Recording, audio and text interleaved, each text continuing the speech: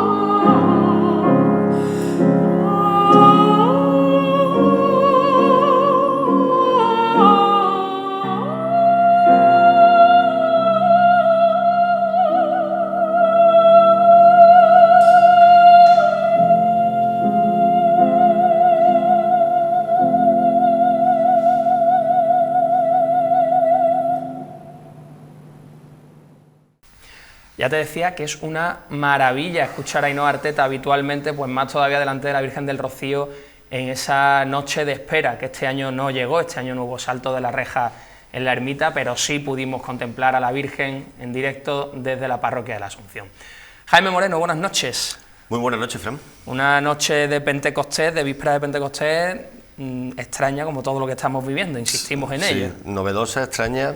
Gracias a 7 hemos podido recuperar el ánimo, en cierto modo, a 7 Televisión, porque por ese especial de la Virgen del Rocío con respecto a su salida por la aldea en el año 2019, pero sí, se hace todo muy extraño. Y bueno, a ver si esta fase 2 pasa rápido y volvemos cada vez más, nos situamos cada vez más próximos a la normalidad. Cerrábamos el mes de mayo, un mes que terminaba precisamente ese día 31 con la víspera del lunes de Pentecostés, y en la catedral volvíamos a ver una misa, en este caso la misa crismal, presidida por el señor obispo don Jesús Catalá, y muy curiosa la disposición, solamente con sacerdotes, guardando esa distancia de seguridad, con mascarillas. Fue curioso. Sí, un conjunto de imágenes como casi todos los cultos y todos los actos que estamos viendo de tipo más o menos oficial, en este caso oficializada por la Iglesia de Málaga, que nos va a dejar imágenes pues para el recuerdo y estampas muy curiosas que en un futuro pues serán seguramente objeto de análisis por parte de los historiadores y por parte de todo aquel que se acerque a investigar cómo fue este fenómeno, ¿no?, del coronavirus. El mes de mayo, que no cabe ninguna duda que es el mes de María, el mes de la Virgen, el mes de las flores, y que pues hubiéramos tenido en condiciones normales una gran cantidad de misas en torno a la imagen de la Virgen. Teníamos y se celebró esa festividad de la Virgen Mediadora de la Salvación el sábado 30 de mayo. Así es. Pues con las reservas obvias. Hay que decir también que mayo ha venido a cerrar ese mayo dedicado a la Virgen de la Victoria, con esas peregrinaciones que ya comentamos en un programa, y ese conjunto de actividades que ha organizado de tipo social, caritativo y religioso y de cultural que ha organizado la Hermandad de la Patrona de la Diócesis. Y sí, el mes de mayo terminaba con una serie de cultos, todo el umbral de Mediadora, y el día 31 pues tenemos, por ejemplo, el de la Virgen de la Salud, ¿no?, que es cuando celebra su... Con motivo de la visitación de la Virgen celebra esa fiesta. Así es. Y bueno, veíamos las imágenes en el oratorio de San Pablo, sí. Se nos hace muy extraña. Sí, tiene el rigor y la dignidad que requiere, pero claro, falta pues ese boato, ese poder desarrollar bien lo que es el altar de culto, y las necesidades son las que son y la disponibilidad es la que es, y no podemos ir mucho más lejos ahora mismo. El Oratorio de las Penas, que bueno, ya lo comentamos, luego nos lo saltamos en esas noticias de reapertura, es el Oratorio de las Penas que reabre en ese horario prácticamente en el habitual que tenía antes de la pandemia, que este fin de semana hubiera acogido la festividad de la realeza de la Virgen. Así es, una festividad que la Hermandad de las Penas dedica a su titular desde hace ya muchísimos años, y que bueno, que este año pues ha decidido no hacerla de ninguna de las maneras. No ha montado el culto, y lo que sí ha hecho ha sido un recordatorio de sucesivas ediciones de este culto a través de las redes sociales, especialmente en Twitter, que es donde yo la he visto. Nosotros, para ilustrar esta noticia, hemos tomado una foto de Rafa Triviño, seguidor de este programa, además beneficiario de una de las entradas de aquellos conciertos de la Cuaresma. La verdad que hemos tomado esta foto porque es una foto de la Virgen en el trono realmente maravillosa. Bueno, que es donde luce con más realeza, si cabe. Efectivamente. Seguimos avanzando por el centro de Málaga y nos vamos ahora hasta calle Compañía, porque el Santo Cristo de la Salud también celebraba en estos últimos días de mayo su festividad. Como patrón de Málaga tenemos ese reportaje fotográfico que ha compartido el grupo de devotos que hay en torno al Señor, con la presencia del concejal Francisco Pomares entregando esa ofrenda floral por parte del ayuntamiento, y vemos pues entre otros al diácono don Rafael, que se me acaba de ir el apellido, pero diácono de las iglesias de los Mártires y San Juan, pues en esa entrega. Además, Jaime tiene una parte cultural que también ha sido anunciada estos días. Sí, y es un libro sobre la historia y la devoción del Santo Cristo de la Salud, que ha sido coordinado por Francisco Jesús Flores Matute y que, bueno, creo que ha sido patrocinado por la Fundación Málaga, me parece. Efectivamente. Y que viene pues a alimentar la curiosidad y la verdadera historia de nuestra ciudad, que está representada a través de este Cristo como patrón, que es del Cabildo Municipal, y una historia antiquísima que viene de lejos con unos hechos absolutamente insólitos, ¿no? En estas cosas de los patronazgos decimos patrona de Málaga para referirnos a la Victoria, pero es de Málaga y su diócesis. En el caso del Santo Cristo de la Salud, patrón del Cabildo Municipal. En el caso de la Virgen de los Reyes, sigue siendo la patrona del Cabildo Catedral. Del Cabildo Catedralicio. Es decir, que tenemos una buena nómina de patronos que nos protegen. Así es. Luego nos vamos a San Lázaro, porque precisamente con motivo de la celebración de Pentecostés, la Virgen del Rocío, bueno, pues ahí sí montaron el culto con absoluta normalidad. Es cierto que yo estuve el viernes y las medidas de protección eran las obvias, necesarias y exigidas. Dentro de la ermita de San Lázaro estaban pues todos los miembros de la hermandad respetando las medidas de seguridad, respetando ese uso de las mascarillas, pero lo que sí llamó mucho la atención fue esa exposición pública el domingo, con la Virgen ya bajo el altar, no sobre el altar, y lo difícil, se nos ha hecho a muchos de nosotros no darle un abrazo o un beso a nuestras madres, pues ver a la Virgen del Rocío tan cerquita y no poder acercarse uno a besarle la mano ha tenido que ser difícil. Sí, y más cuando la vemos como estaba ataviada y como estaba vestida, porque lucía esplendorosa. La Virgen tenía una planta fantástica. Hay que darle la enhorabuena una vez más, como ya hemos hecho alguna vez al equipo de albacería, a la albacería de culto, al equipo en general de albacería de la Hermandad del Rocío, pues porque todo lo que se proponen hacer en esta labor cultural lo desarrollan con tremendo éxito. Y luego nos vamos a esas reaperturas de las iglesias. San Felipe, que ha sido de las parroquias más céntricas, no es plenamente centro histórico, pero es Arrabal de la Fontanalla, extramuros para los malagueños de hoy es centro, abría sus puertas esta semana pasada, volvía a esa apertura habitual, y también la iglesia del Císter, que ha abierto este lunes. Bueno, pues vemos las imágenes de cómo están el Señor del Santo Sepulcro y la Virgen de la Soledad. La verdad que es un espacio que es reducido, pero que vale la pena y que esta hermandad ha conseguido poner en valor. Así es, la abadía de Santa Ana siempre ha tenido su valor, digamos, artístico y patrimonial, pero ha sido el sepulcro el que ha venido con su presencia allí a revalorizarlo, sobre todo por alguna cuestión de apertura, ¿no? De tiempos de apertura y de visitas. Entonces ahora es más asequible poder entrar a la abadía.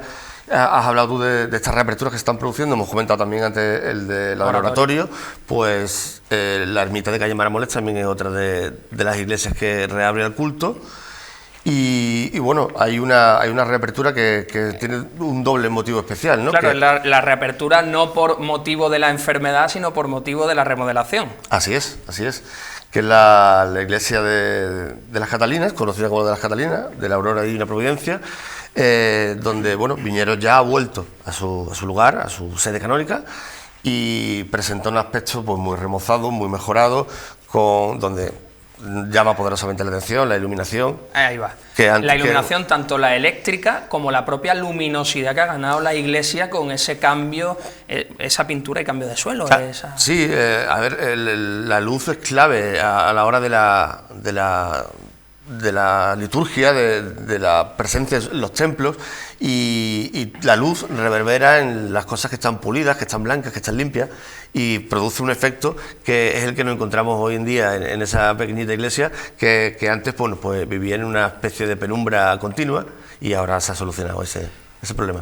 Hace unas semanas teníamos con nosotros a Dede Cortés, de la Hermandad de la Santa Veracruz de Alaurín el Grande, y nos decía que probablemente el primer acto que se hiciera por parte de esta cofradía sería la de, bueno, recordar a los difuntos, y efectivamente así se hizo. El 31 de mayo el Señor del Convento estuvo expuesto a la veneración en la ermita de la Santa Cruz, y también se abrió el columbario de forma extraordinaria, y además, Jaime, aprovecharon para seguir haciendo obra social.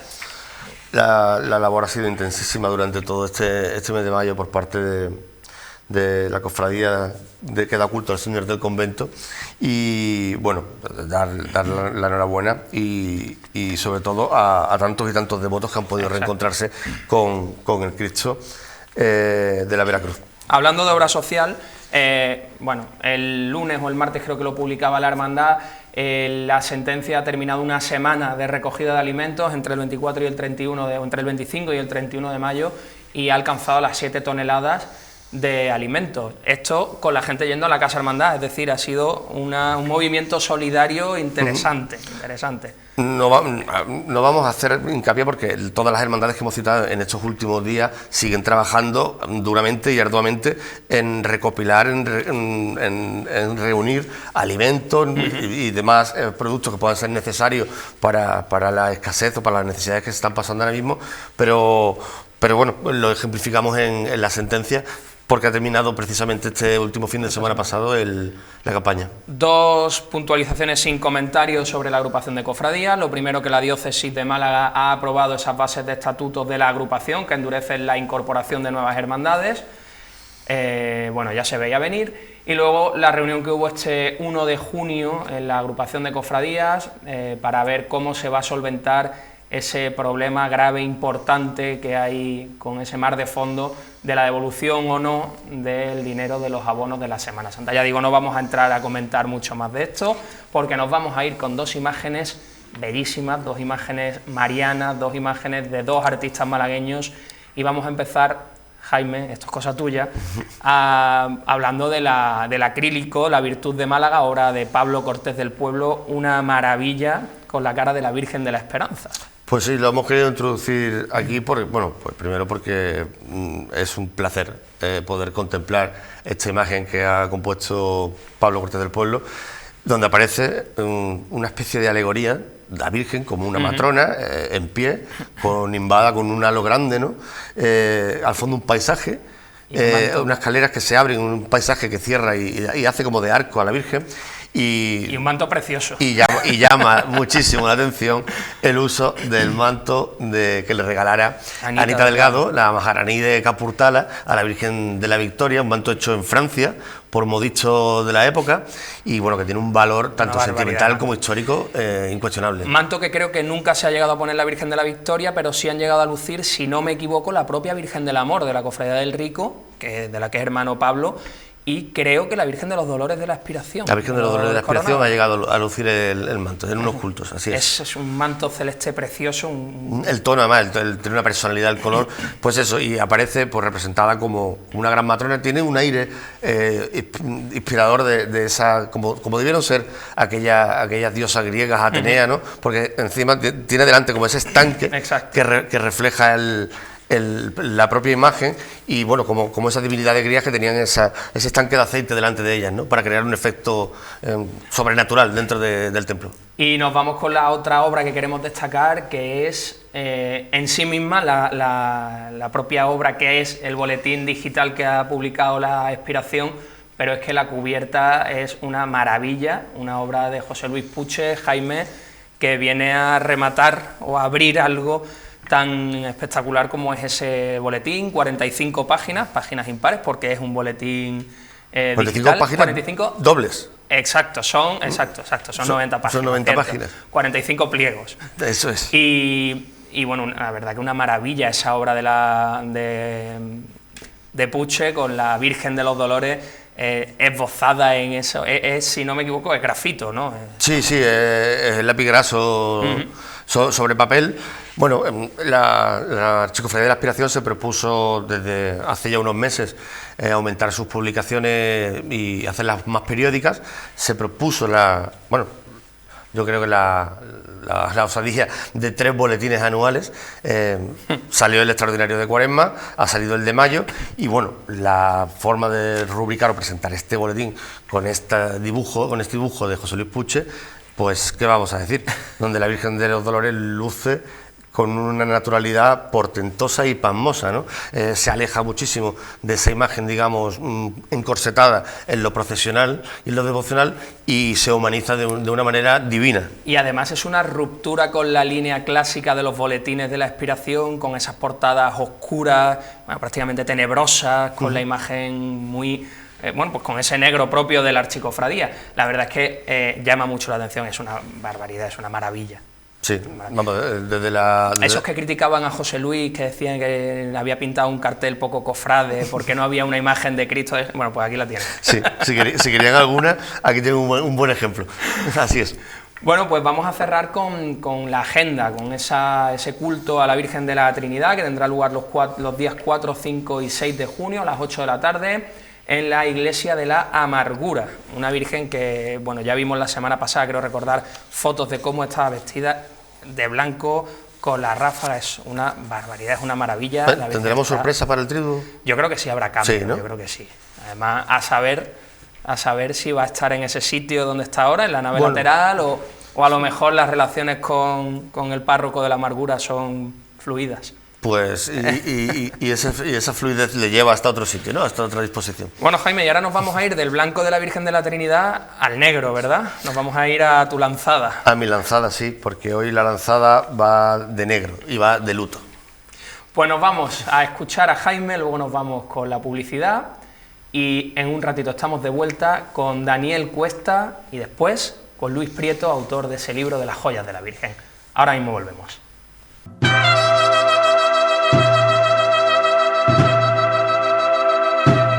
Buenas noches.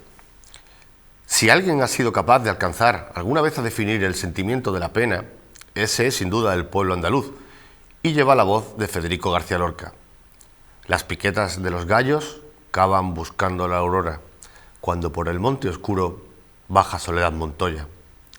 El luto en la obra del Granadino, ese rigor carcelario que imponía Bernarda Alba a sus hijas como símbolo de poder y sometimiento, como condena de silencio, de abandono y de olvido, ha sido reclamado desde diferentes sensibilidades en nuestro mundo cofrade, siempre tan locuaz en el discurso de las formas y tan entrecortado en el del contenido.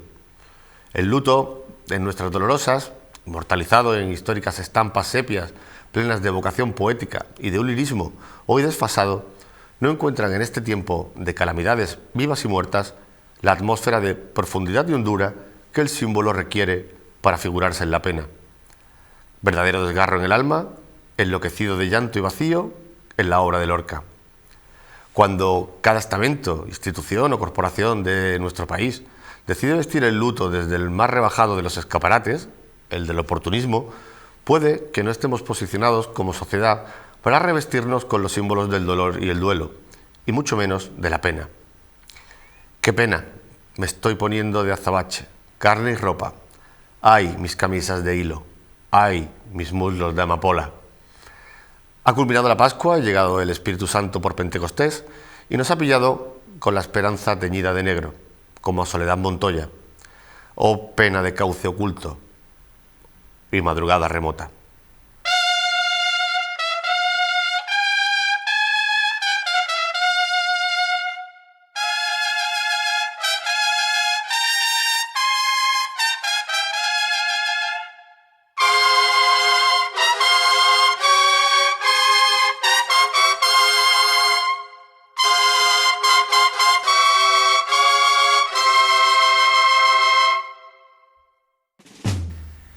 Y seguimos en este primer miércoles de junio en Cofradías, hablando pues de lo que toca en estos tiempos. Hoy volvemos a hablar con un invitado que tuvimos aquí en Cofradías poquito antes del confinamiento. Lo tuvimos, creo que fue la primera semana de marzo, grabamos la entrevista con él, luego la emitimos un poquito más adelante porque estuvo aquí en Málaga presentando uno de sus libros. Nos adelantó además parte de ese libro, La Esencia, que compara las Semanas Santas de Sevilla, Valladolid y Segovia, y hoy nos vamos a Madrid directamente a hablar con Daniel Cuesta, diácono jesuita. Muy buenas noches.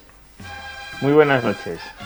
Bueno, Dani, el pasado sábado la Compañía de Jesús organizó una vigilia global por Pentecostés, todo por YouTube, nuevos medios de comunicación. La verdad que da gusto poder, en pleno confinamiento, en estas medidas que tenemos en todo el mundo prácticamente, de reducción de nuestra libertad, poder seguir teniendo esas vías para rezar.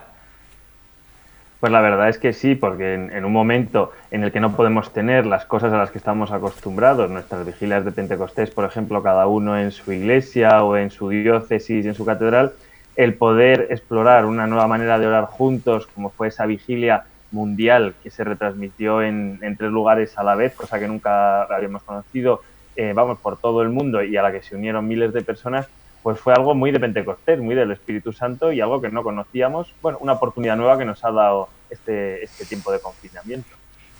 Daniel, para entrar en materia sobre la devoción y la vocación del Sagrado Corazón de Jesús, puedo decir que la Compañía de Jesús tiene como principal devoción el nombre de Jesús, que es quien da nombre a la orden y cuyo acrónimo es el símbolo de su fundación. En torno a lo devocional, también se le rinde culto a la imagen del Sagrado Corazón, a lo devocional. Y te iba a preguntar qué espíritu se respira internamente en la Compañía en torno a la devoción al Sagrado Corazón. Bueno, pues la devoción al Sagrado Corazón se materializa posteriormente a la fundación de la Compañía, en el momento sobre todo de San Claudio de la Colombière y el monasterio de las Salesas de Sparé-le-Monial, pero con Santa Margarita María de Alacoque. Pero como bien dices tú, está desde el principio, porque la Compañía misma, ellos dicen, los primeros padres, que se va a llamar la Compañía de Jesús, porque Jesús es el capitán en este lenguaje que ellos tenían, el capitán de esta compañía.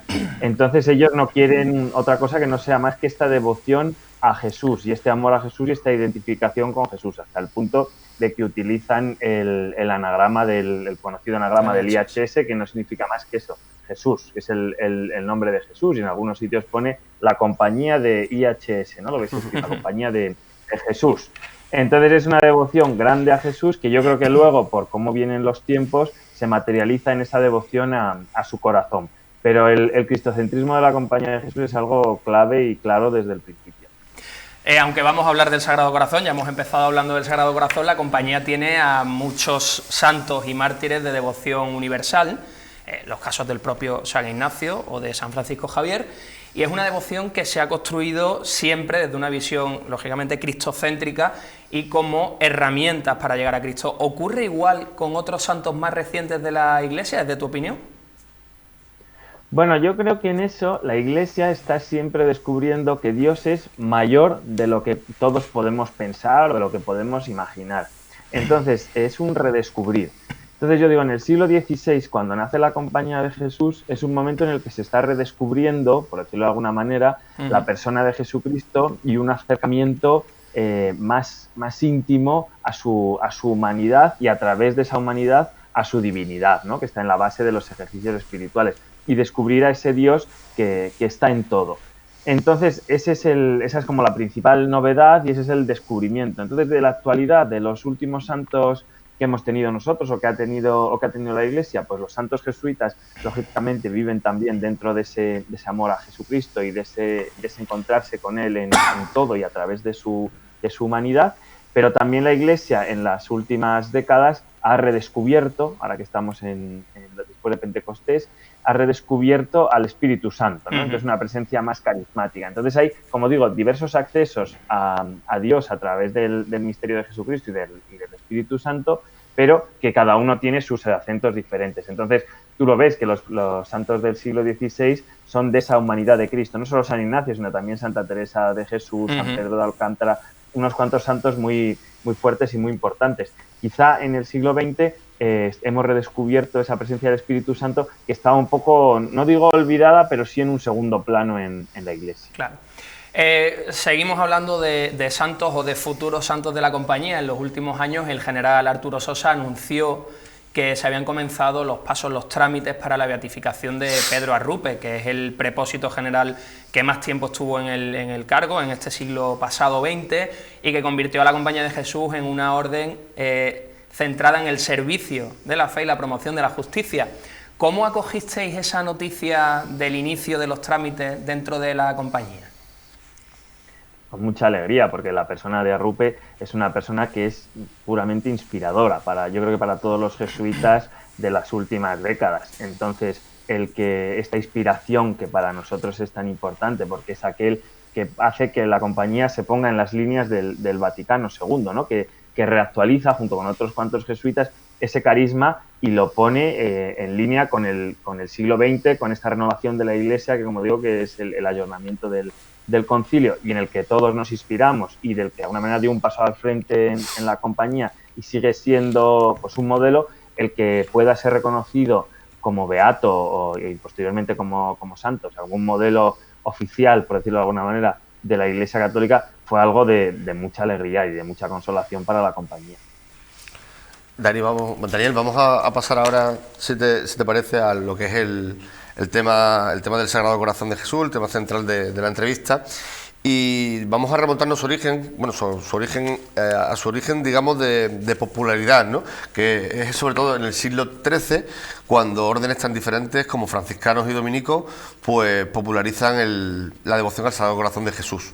Luego llegarán los jesuitas más tarde, en el siglo XVI, y hay que otorgar a Jean Eudes, fundador de la Congregación de Jesús y María, también llamados eudistas, el inicio del culto litúrgico a los corazones de Jesús y María. Diferencia de margen entre órdenes religiosas, ¿podemos estar hablando de una de las devociones más transversales dentro de la Iglesia Católica?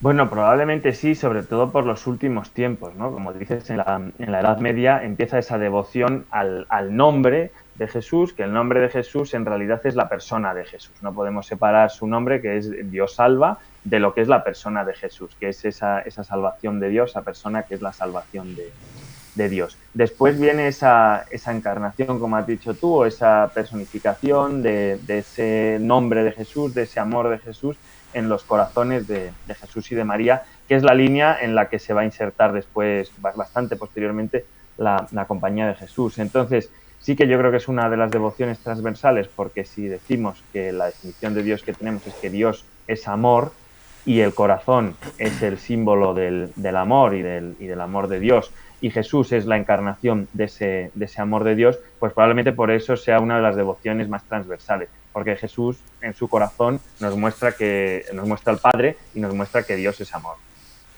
Pues si te parece nos vamos del contenido a la forma, y es que dentro del mundo de la creación artística y plástica del asunto observamos dos particularidades de la representación del Sagrado Corazón. Una primera, a nivel general, es el gigantismo empleado en su representación, como vemos en numerosos ejemplos. ¿A qué puede deberse esta concepción monumental del asunto?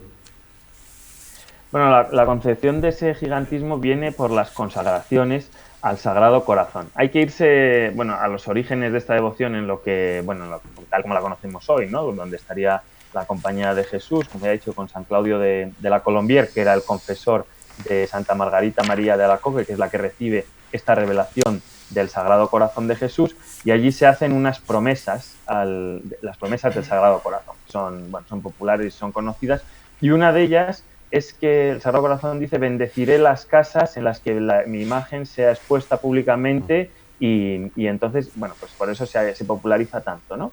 Entonces, también de ahí viene la consagración al Sagrado Corazón de Jesús.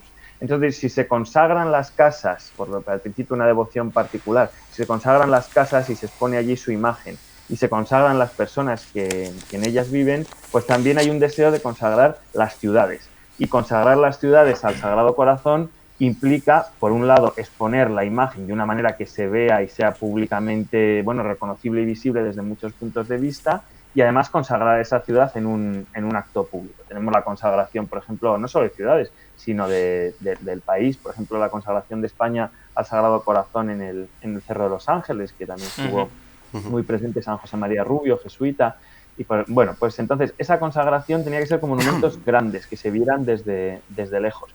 Y por eso ese gigantismo. Entonces tenemos ese, por ejemplo, famoso Cristo del Lotero, que está en Palencia, que se ve desde toda la planicie castellana, se ve ahí el Cristo del Lotero. ¿Para qué? Para que se vea que esa ciudad está consagrada al Sagrado Corazón, y para que todos desde lejos puedan ver al Sagrado Corazón. O el famoso Corcovado en Brasil. Pues son por eso, ¿no? Porque la ciudad se ha consagrado al Sagrado Corazón y porque la propia ciudad expone la imagen para que sea públicamente venerada y así se cumpla una de las promesas del Sagrado Corazón.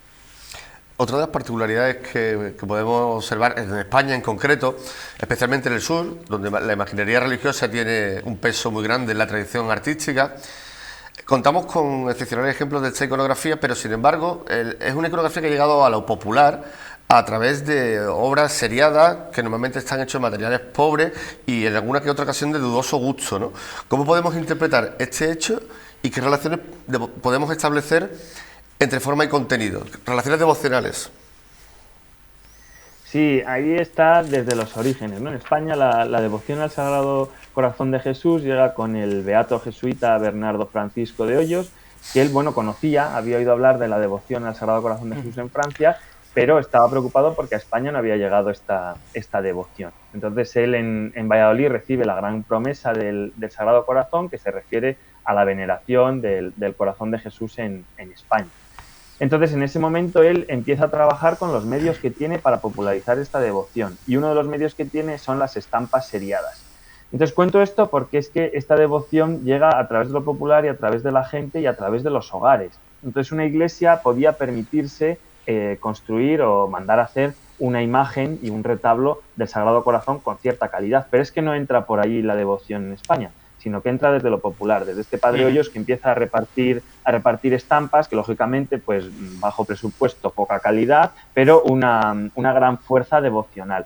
Entonces, esas estampas primitivas, que son las que empiezan a distribuirse por los hogares, son las que van forjando esta devoción. Y esto hace que luego después, muchas veces, las imágenes que se colocan en las iglesias repitan esos primeros modelos de poca calidad, como has dicho, claro, pero a los que la gente tenía una gran devoción. Y de ahí está ese origen y esas diferentes calidades artísticas que encontramos en las imágenes del Sagrado Corazón de Jesús. Claro, el Sagrado Corazón es una imagen, una iconografía que no se refiere a hechos o escenas concretas del Evangelio, sino que expresa aspectos del misterio de Cristo. Podemos hablar de un Cristo glorioso. Las representaciones han ido evolucionando conforme a la sensibilidad de cada época, y podemos decir que la imagen del Corazón de Jesús es una de esas imágenes signo o contemplativas. Esa sensibilidad contemplativa quizá no parece muy cercana al siglo XXI, quizá tampoco la espiritualidad. ¿Cómo valoramos hoy en día esta devoción y qué parámetros hay que seguir? Pues es curioso porque, vamos, pensando en esto de la devoción al Sagrado Corazón, uno se da cuenta que quizá está, bueno, demasiado sobreexplotada en épocas anteriores, ¿no? Y además, bueno, pues asociada a una espiritualidad que hoy día a lo mejor no nos dice tanto, aunque siga siendo muy importante el Sagrado Corazón. Entonces yo veo como que entre mucha gente de iglesia está como vamos a ver, entenderme, un poco cansada ya del Sagrado Corazón en su presentación tradicional, ¿no? Entonces te das cuenta que hay gente que busca expresar lo mismo que en su día buscaba expresar el Sagrado Corazón, que es ese amor de Dios, ese amor desbordante, ese Cristo, bueno, transfigurado, resucitado y que nos revela al Padre, pero de otra manera. Entonces yo ahí diría que la devoción del Sagrado Corazón de Jesús tiene un reto, que es el de saber expresar de nuevo esa devoción y ese mismo mensaje con otra, quizás siguiendo la misma línea iconográfica o dotándola de una nueva fuerza, o buscando otras líneas iconográficas para representar lo mismo. Aquí Fernando García Gutiérrez, jesuita que fue delegado de Patrimonio en la diócesis de Sevilla, él siempre decía que para él la imagen del Sagrado Corazón estaba muy ligada a crucificados como bueno, pues como el Cristo de la Buena Muerte de Sevilla, ¿no? Que dice que es una imagen que representa a ese Cristo vaciado y cuyo pues, puro corazón se ha vaciado de todo, no solo de la sangre, sino que se ha vaciado de todo lo que tenía en favor de los hombres. Y él apostaba por ese cambio iconográfico en el corazón de Jesús. Con todo, es verdad que su devoción hoy día es bastante fuerte, ¿no? Y aunque quizá a nivel oficial ya no sea lo que fue en otras épocas, sí que, bueno, pues la gente sigue teniendo su estampa del Sagrado Corazón o las medallas que te regalan en el bautismo con el Sagrado Corazón de Jesús, ¿no? Entonces, yo creo que ahí hay un reto para saber poner esta devoción de nuevo al día, porque el mensaje es muy potente. El mensaje es muy, muy potente. Jaime. Sí, Daniel, has hablado de la figura del Cristo de la Buena Muerte, has entrado en la Pasión. Y otros aspectos que presenta esta iconografía son los estigmas de la Pasión, ¿no? Con los que aparece representada el Sagrado Corazón. Estas heridas se ven también manifestadas en las interpretaciones del Sagrado Corazón, que simboliza la carne de Cristo transfigurada. Transfiguración y simbolismo elevan la iconografía a lo alegórico, místico e incluso a lo metafísico. Bajo estos presupuestos, ¿cómo ha podido llegar a ser una devoción tan popular? ¿Y dónde reside la fortaleza de su poder icónico? Bueno, pues la fortaleza que tiene, sobre todo en el final del siglo XVIII, principios del siglo XIX, ya sobre todo con el siglo XIX con la Compañía Restaurada, está en que en aquella época, como veis, estamos moviéndonos en el mundo de la Ilustración. Y el mundo de la Ilustración es un mundo muy intelectual, muy frío, en el que, bueno, pues la fe se está reduciendo de alguna manera, se está explicando desde una razón, desde algo que el pueblo se siente alejado de ello y no lo entiende. Y sin embargo, el entender la imagen de un corazón, del corazón de Jesús, ¿no? Que el corazón tiene muchísima fuerza todavía para nosotros hoy, ¿no?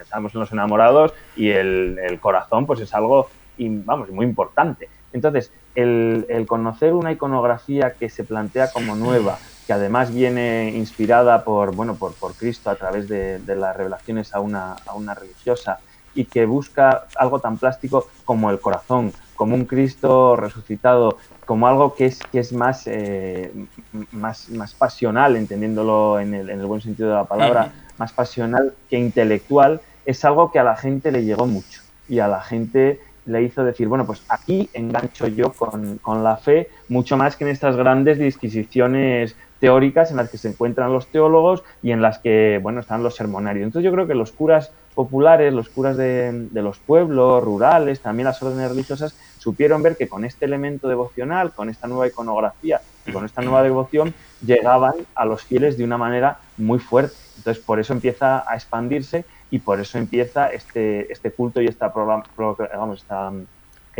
profusión de imágenes que conocemos hasta el día de hoy. Yo creo que no es tanto esa carne transfigurada o esa disquisición teológica que hay detrás, cuanto ese componente afectivo, más que pasional, es componente afectivo en el que la persona puede sentirse identificada con ese corazón de Cristo, ¿no? Con esa carne de Cristo y que significa su amor, ¿no? Porque al final es la encarnación y al final es la entrega, que contiene todo lo que es el misterio de Cristo. Yéndonos a las representaciones artísticas, de las que llevamos hablando un ratito, en la pintura es prácticamente invariable. El Señor va con la túnica blanca y el manto rojo, sin embargo, luego cuando nos vamos a la imaginería solemos ver ropajes estofados, ropajes bruñidos, lo que le dan es un aspecto pues más revalorizado desde una posición plástica a esa iconografía. Yo creo que como cofrade voy a saber la respuesta antes de hacerte la pregunta, Daniel, pero ¿con cuál de las dos iconografías te quedas?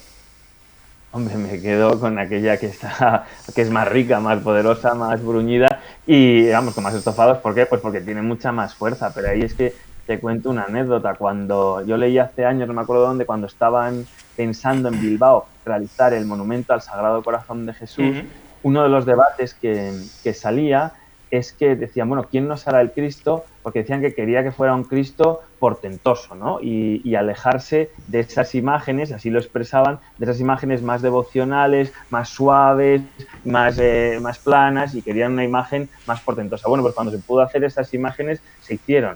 Y cuando no, pero yo me quedo con las segundas, ¿no? Con esa que me has dicho tú, que es más cofrade y más de nuestra estética. Daniel, hay uno de los grandes iconos del Sagrado Corazón de Jesús, es arquitectónico, y es la iglesia que está en el barrio de Montmartre, en París. Muy cerquita, además, de donde se reunieron los primeros compañeros para fundar la compañía de Jesús. Curiosamente, ¿no? Y vemos que está construida en un estilo romano-bizantino, ¿no? Con influencia de templos tan míticos como Santa Sofía de Constantinopla o San Marcos de Venecia. Tanto la arquitectura interior como la exterior del Sagrado Corazón son de ese estilo que nos hemos referido.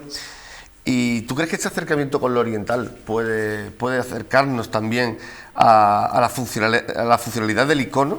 Esta representación del Sagrado Corazón con esos rasgos frontales, esa expresión hierática, ¿puede asemejarse en alguna parte a la concepción y a la forma de concebir el icono?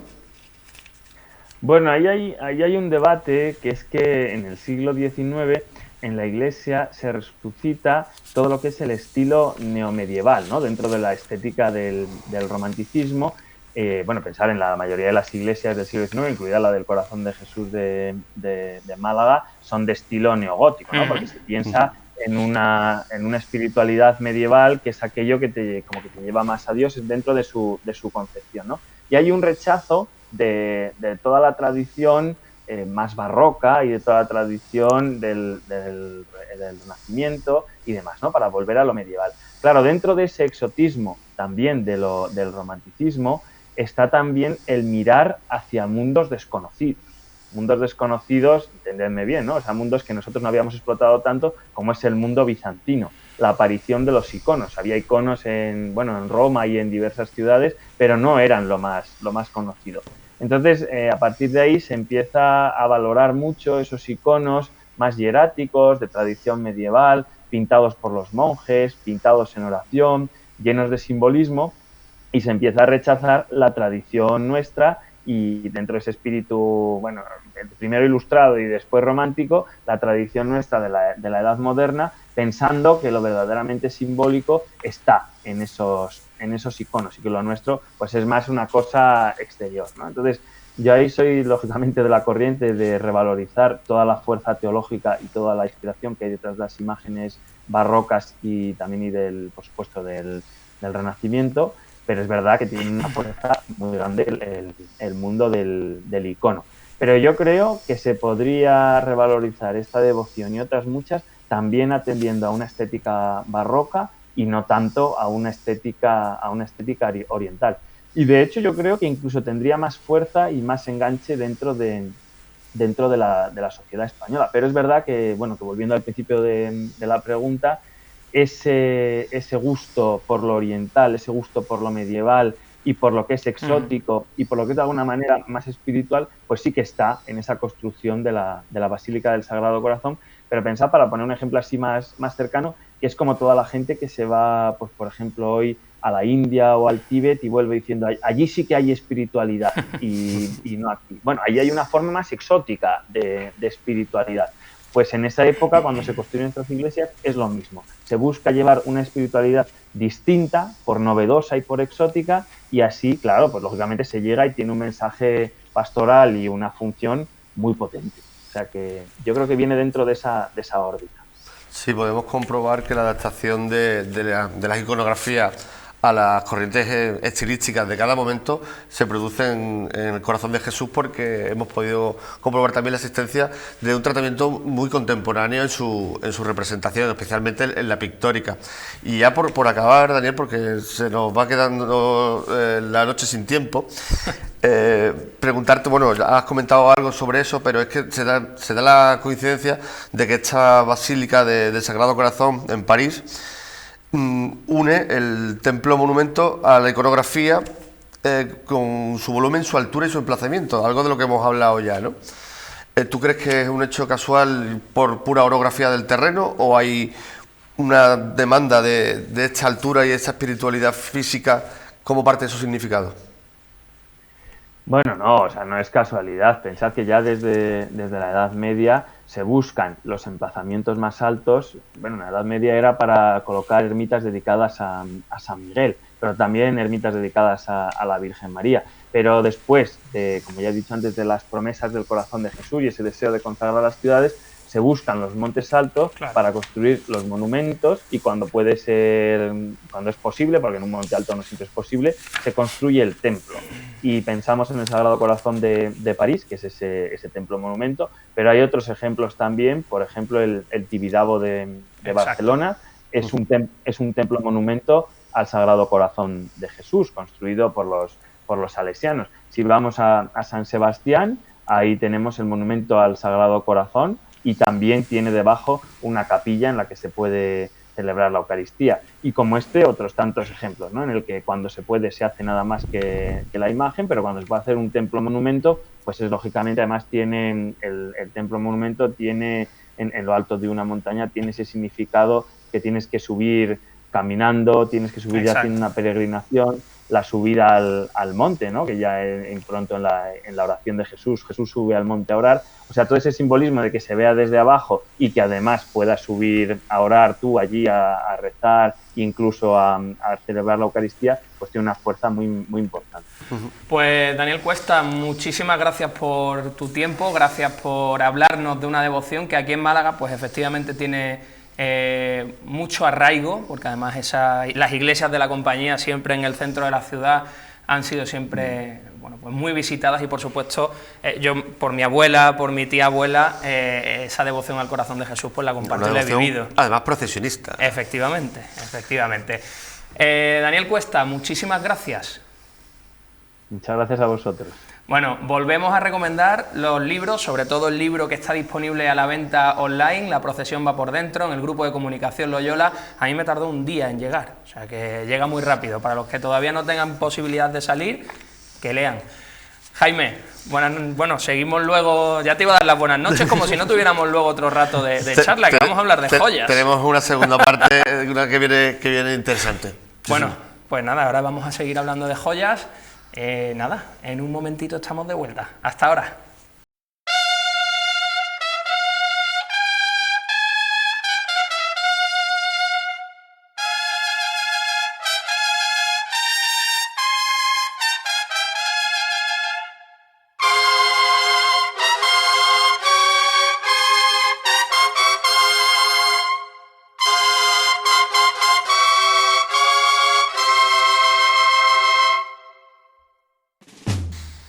Bueno, pues vamos a empezar este último bloque de cofradías aquí en 7 Televisión hablando de las joyas de la Virgen. Hoy tenemos con nosotros a un invitado, hoy como os habéis dado cuenta, el anterior invitado desde Madrid, este invitado tampoco está en Málaga, estamos aprovechando esta situación para salir no solo del plató, sino también de Málaga y de la provincia. Nos vamos a ir hasta Jerez, nos vamos a ir con Luis Prieto, que es el autor del libro de las joyas de la Virgen. Luis, muy buenas noches. Buenas noches, ¿qué tal? Encantado de estar aquí con vosotros. Pues muchísimas gracias a ti por atendernos y bueno, Jaime, que también te quiere saludar. Muy buenas noches, Luis. Hola, ¿Qué tal? buenas noches, ¿qué tal? Encantado. Pues adelante, vamos a presentar. Las joyas, las alhajas, las piedras preciosas y los metales nobles han ejercido desde siempre una ancestral atracción en el ser humano. Su valor, más allá de lo material, ha sido objeto de interés en muy diversos campos del conocimiento, desde la geología hasta el arte, las joyas, las alhajas y todo lo que concierne a este universo de creaciones ha captado el interés de campos como la antropología, la iconografía o la simbología, por citar algunos. Hoy le daremos su sitio desde su origen, su uso y su funcionalidad, por su importante presencia en torno a la representación de la Virgen María, asunto este que trata con exhaustivo desarrollo la investigación y el análisis que Luis Prieto Sánchez e Isabel Núñez Díaz han realizado sobre este asunto y que la editorial Almuzara ha llevado al papel en forma de volumen. Si te parece, Luis, vamos a empezar por acotar un campo tan extenso como este bajo dos conceptos, el de la definición y el temporal. ¿A qué nos referimos cuando usamos el término joya desde el prisma de este libro y cuál es su marco cronológico? Mira, en primer lugar, hacemos una introducción para quien no nos conozca. Isabel es mi mujer, Isabel y yo somos joyeros de profesión. Isabel es la que lleva un poco el grueso del taller. Tenemos un taller de joyería y una marca comercial de joyas que se llama El Oribe. El Oribe, para quien no lo sepa, significa eso, platero del oro, aquel que trabaja el oro, ¿no? Oribe. El taller tiene como dos vertientes, una parte, digamos, de joyería contemporánea, pues, moderna, ligera, actual. Normalmente son piezas de plata, con cuartos de colores, bueno, una cosa como muy ponible, joyas muy ponibles. Y después, desde hace no demasiado tiempo, le hemos dado también un enfoque hacia este tipo de joyas, joyas históricas, joyería española, que a nosotros nos interesa muchísimo, de siempre nos ha interesado. Al principio, si os digo la verdad, un poco nos llevaba un poco la curiosidad a este tipo de joyas, a este tipo de joyería, un poco por saber los procedimientos, los procesos de hechura de las mismas para aplicarlos a nuestras colecciones. Pero la verdad es que nos fuimos dando cuenta con el tiempo que las joyas nos contaban muchísimas historias. Ten en cuenta que, bueno, las joyas te explican momentos específicos de eso, de la historia, del momento en el que se desarrollen, de las modas, de la propia sociedad. Y también nos hablaban muchísimo y nos llamaba muchísimo la atención la vinculación que tenían las joyas desde el momento en que pasan a los ajuares marianos como objetos de devoción. De ahí entonces que nos planteemos escribir este libro. El libro, no sé si tenéis por ahí alguna imagen, os lo enseño. Yo tengo yo aquí una. Ahí, perfecto. Exacto. Esta es la portada. Bueno, estamos muy orgullosos de él, la verdad, porque, mira, tenemos que tener en cuenta que en España existen muchos o algunos estudios específicos de joyería española. Ten en cuenta que la joyería, España fue una nación, bueno, con muchísimo poderío desde los tiempos de Felipe II, que prácticamente medio mundo era español. Y entraba muchísimo dinero, muchísimo capital, muchísimas piedras, muchísimos metales procedentes de América, procedentes de Oriente. Claro, eso unido a los buenos artesanos que había desde aquel entonces, pues produce que haya joyas de altísima calidad desde el siglo XVI. Las joyas renacentistas españolas son famosas a nivel mundial, pero toda la joyería española en general. A nosotros eso nos llamaba muchísimo la atención. Y entonces, pero claro, lo que os decía, existen estudios a nivel técnico y a nivel académico, pues espectaculares. Pero claro, la mayoría de ellos son tesis doctorales, o trabajos de fin de carrera, o trabajos que, bueno, que llevan a cabo pues historiadores del arte, desde su punto de vista. Nosotros, que bueno, somos joyeros y muy interesados en estos temas, pues la verdad es que nos surgía esto como un reto, ¿no? Escribir un poco sobre el conocimiento que nosotros tenemos de la joyería española, sobre el conocimiento de la joyería como tal, a nivel técnico, a nivel de artesano, incluso de artista, te diría, porque la joyería ya está considerada como un arte. Ten en cuenta que hasta el siglo XX no se consideraba así, sino que era como parte de las artes decorativas, ¿no? Era un poco como una artesanía, como la hermana menor de la platería, un poco, ¿no? Se trataba un poco ahí como arrinconado. Luis, nosotros nos interesa. Perdona, has hablado de una cosa interesante, perdona que te corte, porque hablas de esa visión profesional. En la academia es muy habitual eso que estabas contando, de la parte investigadora, la parte científica va a una velocidad y normalmente suele ser normativa, es decir, dice lo que hay, pero no entra habitualmente en profundizar. En el caso del libro, lo que tenemos es el punto de vista profesional, con una interpretación propia de dos personas que se dedican activamente a ello. Claro, mira, nosotros, nuestra prologuista, Leticia Arbeteta, es una eminencia actualmente en el mundo de la joyería española, a nivel mundial estamos hablando. Nosotros tuvimos la desfachatez casi, ¿no? Diría, de pedirle que nos prologara el libro, y no solo nos lo prologa, sino que, bueno, ya pidió prácticamente un borrador para leérselo, ver un poco de qué se trataba, y no solo accede a prologárnoslo, sino además nos apunta una serie de cosas, que además estamos muy orgullosos de esos apuntes, porque son realmente, nos dijo 4 o 5 cosas muy específicas de investigaciones muy recientes, con lo que, bueno, entendemos que el libro a ella le cuadró perfectamente. Ten en cuenta que nosotros, lo que os decía, nuestra primera intención fue hablar de joyas, hablar de historia, unir. Nosotros vimos que faltaba la unión de la parte devocional que tienen las joyas con la parte técnica y artística, y presentarlo todo en un lenguaje pues como muy asequible, ¿no?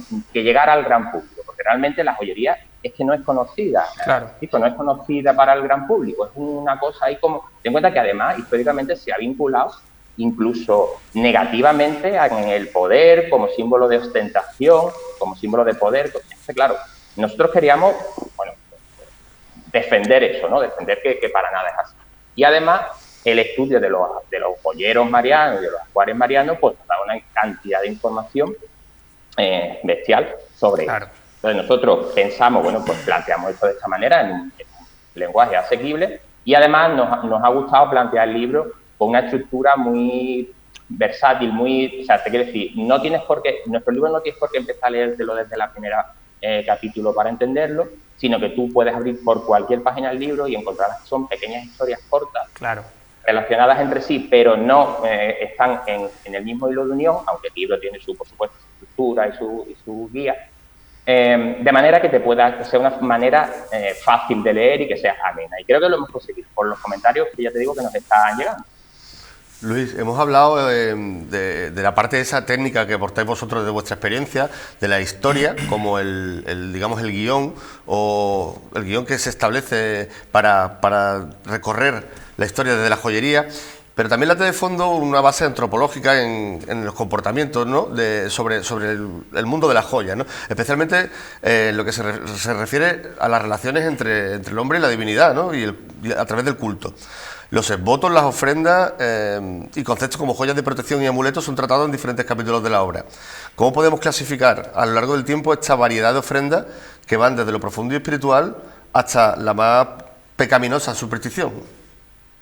Sí, mira, a nosotros nos llamaba muchísimo la atención, y casi por eso comienza nuestro interés por la joyería histórica, sobre la joyería popular. La joyería popular española, que además es muy rica y se conserva muchísima tipología de joyas todavía sobre todo en Castilla, Extremadura sobre todo.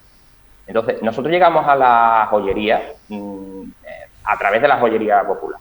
La joyería popular, bueno, pues la que se hace normalmente eso en Salamanca, en Zamora, en Cáceres. Nosotros, Isabel mi mujer es de Puebla de Guzmán, un pueblo de Huelva, que está, bueno, pues casi ya está cercano, próximo a Portugal y a Badajoz. Y esa parte de Huelva es que parece que no es Andalucía, o sea, es otra cosa.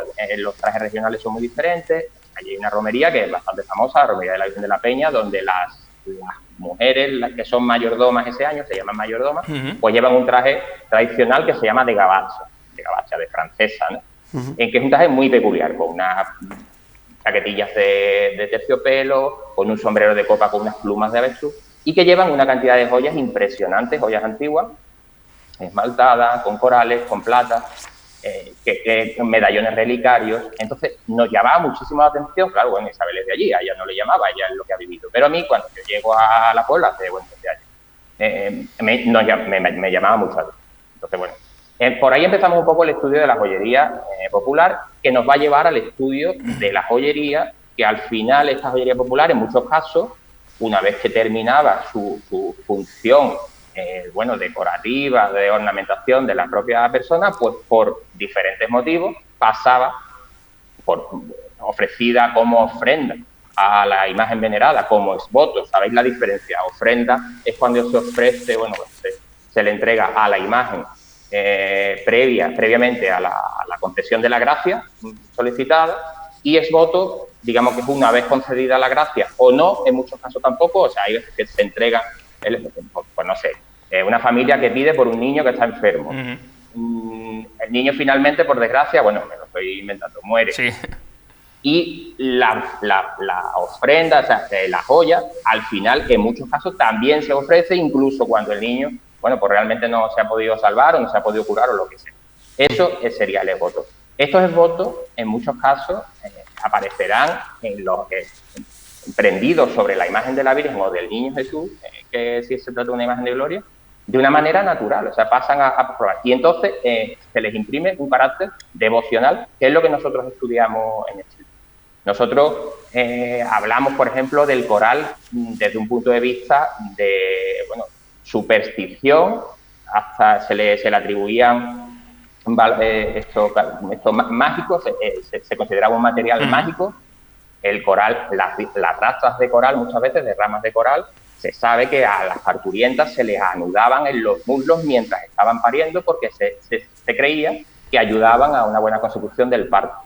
O, por ejemplo, el polvo de coral, de rama de coral, o el polvo de amatista, se sabe que se hacía polvo, se machacaba, se hacía polvo y se tomaba para sanar determinados males. Imaginaros las piedras en el riñón que tendrían esta entidad. Entonces, ¿qué pasa? Pues que en las joyas en sí nos dimos cuenta de que, bueno, contaban esta serie de historias que no eran sabidas y que nosotros teníamos muchísimo interés en que se supieran y en relacionarla con las imágenes de la Virgen. Entonces, bueno, es un poco lo que contamos. Con todo, os tengo que decir que el libro, nosotros lo planteamos, tiene un hilo conductor, que es una línea en la historia. Comenzamos desde las primeras representaciones de la Virgen en el siglo, bueno, que se conocen en el siglo III, aquellas pinturas murales de la catacumba de Priscila en Roma, o de Santa María Trastevere también en Roma, Santa María la Mayor, los mosaicos, donde la Virgen aparece absolutamente enjollada al estilo de las emperatrices bizantinas del momento, ¿no? Teodora y tal. Ten en cuenta que nosotros estamos hablando del siglo III a.C. Muy poco después, concilio ya de Éfeso, pues en el 431, bueno, pues ya estaba más que asentada esta idea de que la Virgen era reina, pero digamos que no estaba legalmente, bueno, hablemos así, asentada esa imagen, concebida. Y ya en el concilio de Éfeso, pues se va a hablar de la dignidad de Jesús como rey de reyes y, por tanto, de su madre como reina. Tened en cuenta que los reyes israelitas eran reyes, pero sus esposas no lo eran sus madres. Entonces, desde el 431 se considera a la Virgen ya con dignidad de reina, como María reina.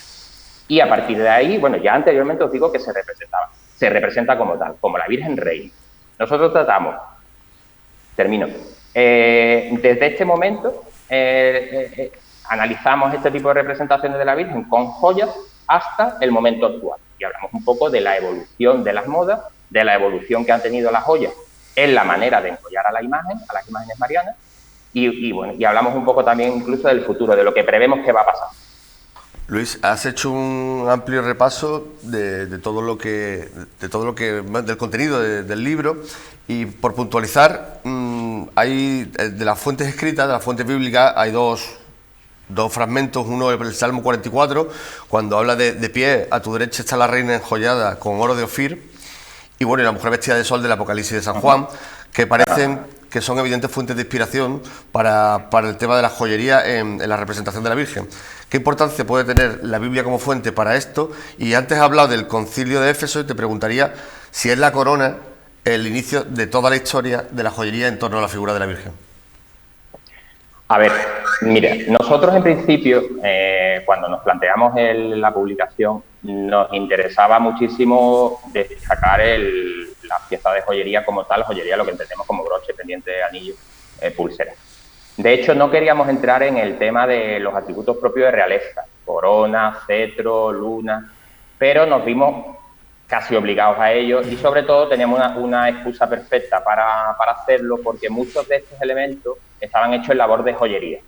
Nosotros queríamos dejar aparte, porque bueno, se trata de otro oficio, el tema de la orfebrería, que es verdad que la luna, las coronas normalmente están hechas de orfebrería, aunque puedan tener a lo mejor adosadas ciertas joyas, pero porque bueno, eso es otro estudio, es otro oficio.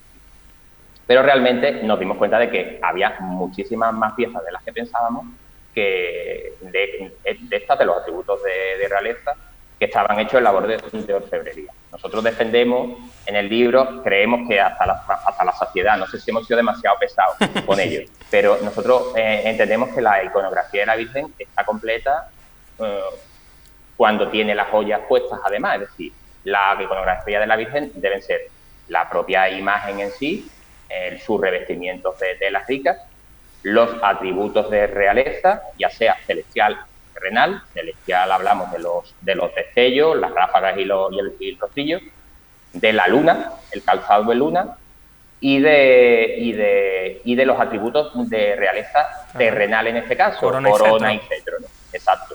Y además las joyas prendidas sobre los ropajes normalmente.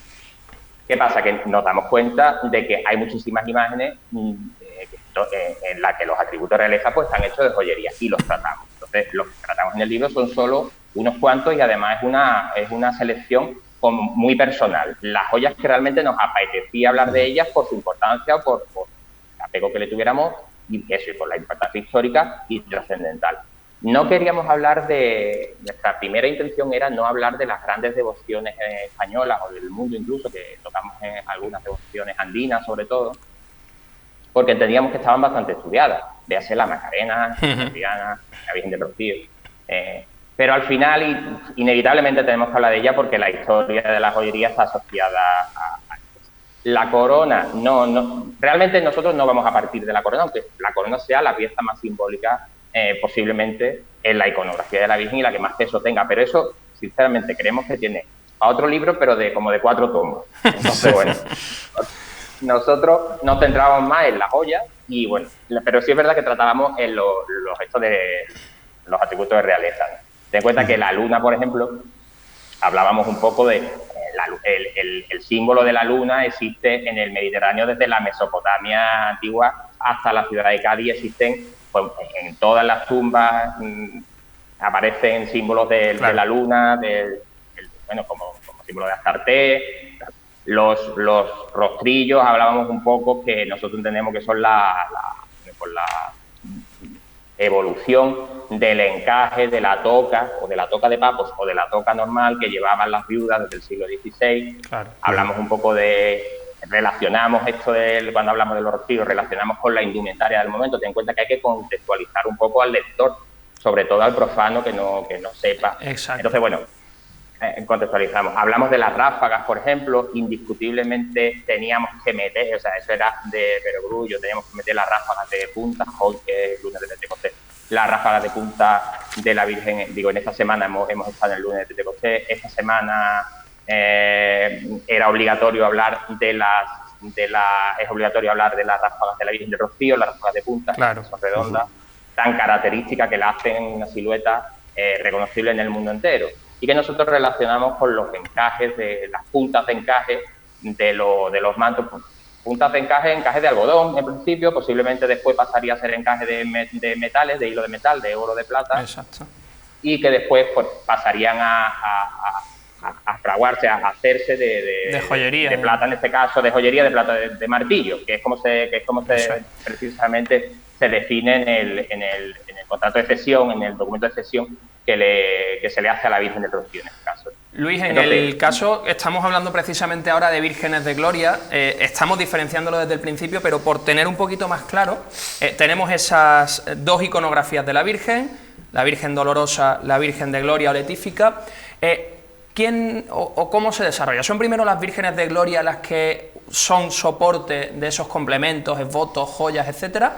Porque partimos de la base de que, como nos estabas comentando, la Virgen Dolorosa tan solo suele llevar el puñal y la corona como llevaba antiguamente. Entonces, ¿cuándo y de qué manera empieza a recibir la Virgen Dolorosa ese mismo trato o el trato similar al de la Virgen de Gloria? Vamos a ver, desde el momento que se empiezan a sobrevestir a las imágenes, las primeras que se revisten con tela son las imágenes de gloria. Y se hacen directamente las primitivas imágenes de bulto redondo, románicas o góticas, se le sobrepone normalmente solo un manto. Este manto ya sabemos que se enjollaba, se le prendían joyas, piezas de joyería. En el momento que aparecen las imágenes ya vestideras, que se hacen exclusivamente para vestir con candelero, como prácticamente se hacen hoy día, estamos hablando del siglo XVI, aunque hay un antecedente muy temprano que sabemos que se hizo exclusivamente para ser vestida y que se sepa es la única imagen hasta ahora, que es la Virgen de los Reyes de Sevilla, que esto estamos hablando del siglo XIII, no será hasta el XVI cuando realmente aparecen las primeras imágenes vestideras, que se harán y se vestirán al modo a la moda de los Austria, de Felipe II y de las mujeres de la corte de Felipe II en principio, a raíz de la vestimenta que la Condesa Viuda de Ureña le cede a la Virgen de la Soledad de las mínimas de Mal. Entonces, ¿cómo se va a vestir a las vírgenes? Primero a las de gloria, pues exactamente, a las de gloria y a las dolorosas, a las dos, pero la vestimenta se va a basar en las de gloria, pues como se vestían las señoras de la corte o la propia reina, de esa manera, tanto de viuda como de gala, sin ser viuda, para estos excepcionales, ¿no? Para las ocasiones excepcionales. A la Virgen se le de hecho, muchas damas van a ceder, van a entregar, también como ofrenda, como voto, a la imagen que fuera de su devoción, sus galas más ricas, para que sean sobrevestidas. A partir de ahí, tanto a la imagen dolorosa como a la imagen letífica, la imagen de gloria, siempre se van a enjollar. Desde siempre, esto se sabe. Durante un tiempo, bueno, realmente a lo largo del tiempo y ya hasta el siglo XX esto ha sido así. De hecho, hay grabados del siglo XIX, incluso algunas fotografías donde aparecen incluso dolorosas con media luna, con ráfagas, que hoy día no estamos demasiado acostumbrados a verlo, aunque es verdad que se está recuperando, porque tú sabes que ahora nos gusta mucho hacer revival de fotos o de grabados antiguos, cosa que además enriquece, entendemos nosotros, muchísimo. Hasta el siglo XX realmente las imágenes se van a revestir y a enjollar siguiendo las modas de cada momento a lo largo de la historia.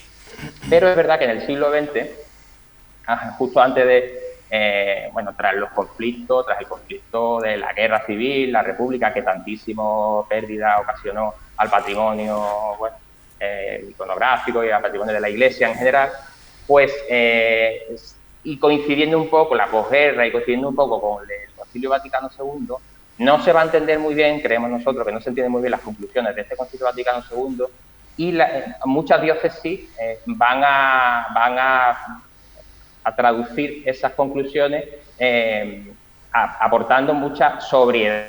Se modifican retablos, muchísimas cosas, y sobre todo se llega a una austeridad que no se entiende y que las dolorosas van a acoger de alguna manera, entendiendo que se hace una búsqueda de la elegancia basada en la sobriedad.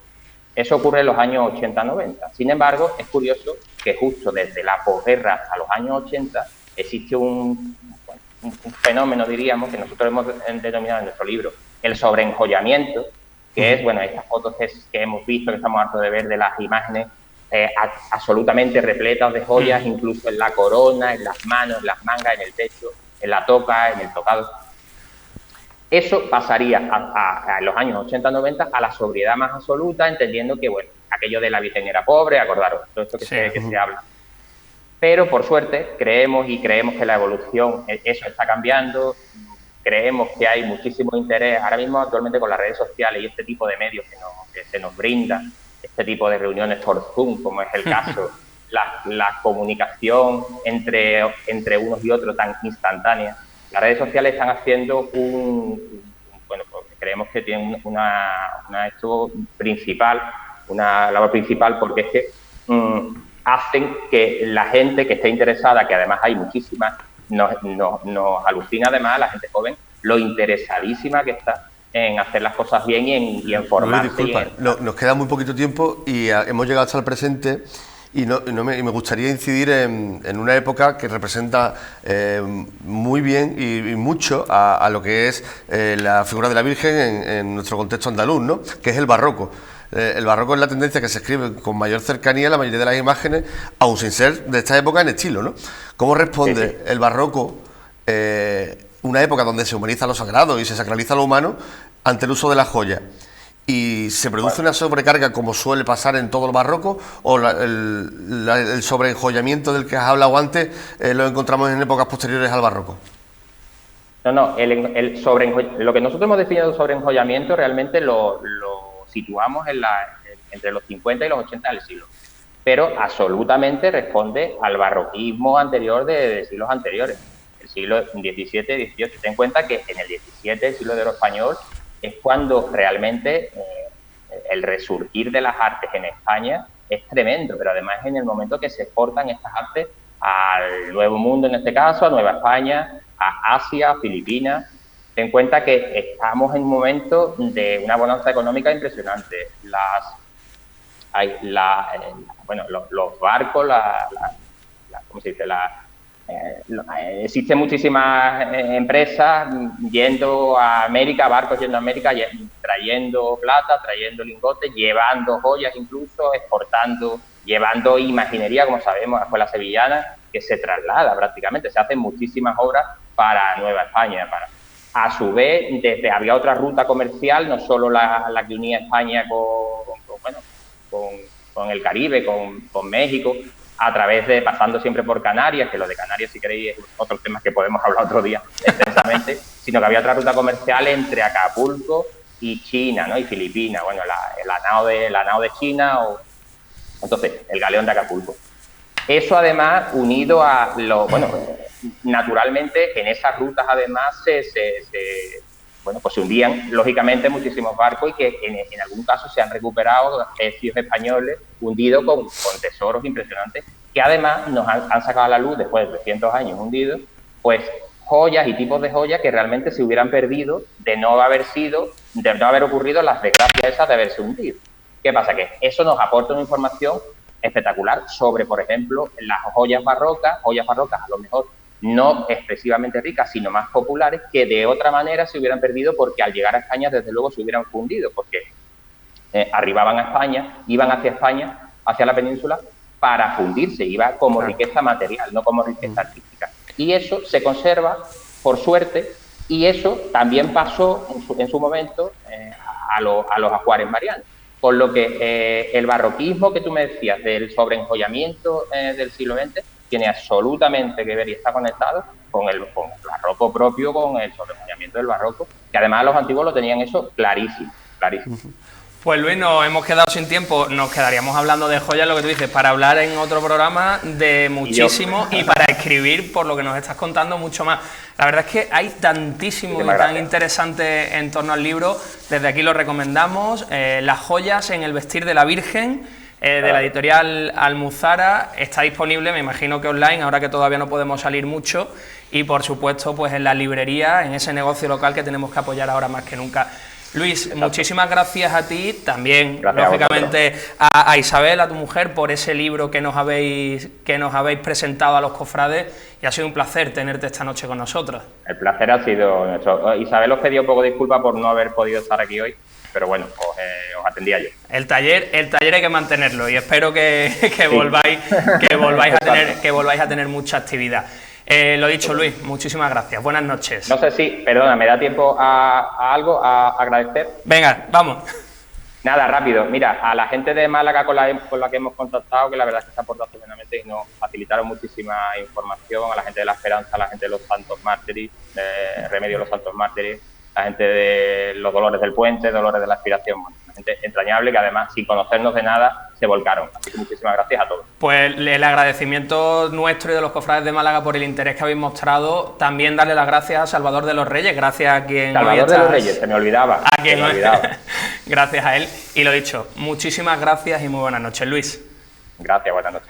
Bueno, pues nosotros nos vamos a ir en este cofradía. Nos queda este mes de junio muy poquitos programas. Estamos ya, Jaime, para el final, así que nos vemos la semana que viene. Nos vemos la semana que viene. Estamos a final de temporada, pero todavía quedan unas jornadas. Efectivamente, todavía nos queda de qué hablar. Así que nada, como siempre, muy buenas noches. Gracias por estar al otro lado. Sed libres y felices.